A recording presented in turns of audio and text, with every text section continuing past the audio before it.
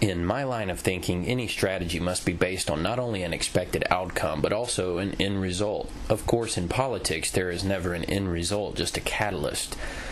In my opinion, the problem with your suggestion is the end result. Not only has such time elapsed, such confusion been made from both sides, that most people threw their hands up in the air years ago, and would do the same should our president be found as a liar. What you would end up with as an outcome is pretty much exactly what we've seen done by the Democrats in their storm to power recently. A whole lot of I told you so's and not really any idea as to what to do next. Even in light of some discovery that Bush was complicit in 9/11, people wouldn't want anything to change in this country. Most people are completely content with their lives and how things are currently going domestically. Which therein highlights another problem with the 9/11 Truth people. Alongside the Truth campaign, they're all about educating and scaring people about the Constitution or lack of it, which is something most people don't understand. Yes, it's true that the Constitution is almost dead in the water in regards to the Bill of Rights. However, this doesn't affect people on a daily basis, therefore it can't and won't be a catalyst for change. People would want Bush out of office, and maybe a little cleaning of the upper decks of his administration or people involved. Of course, you'd find that most involved are untouchable by any political standard, which highlights yet another problem of the Truth movement.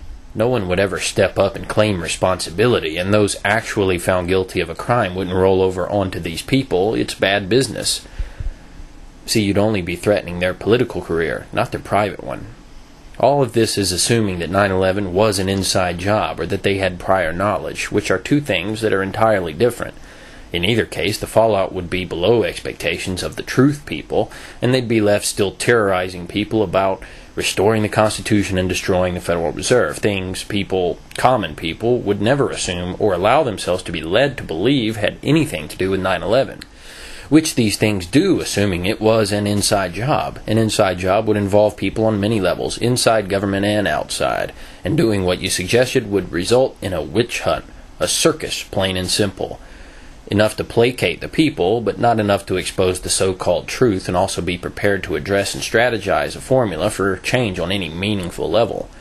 Which is yet another problem I see with the Truth people. They truly remind me of a bunch of Quakers who think that by killing the head, the body will die. They have it all put together as far as what needs changing, but are too bloodthirsty and seem to be waiting for the big revelation that will never come unless they were to first nip at the ankles of this beast and destroy the support pillars upon which any conspiracy will by nature rest, which they aren't and won't. As far as what would happen if we found out that they certainly had prior knowledge, refer to what I just said for my response. A witch hunt. Get out your spades, sickles, and pitchforks. We've got to kill these people off before we're up to our balls and jugglers.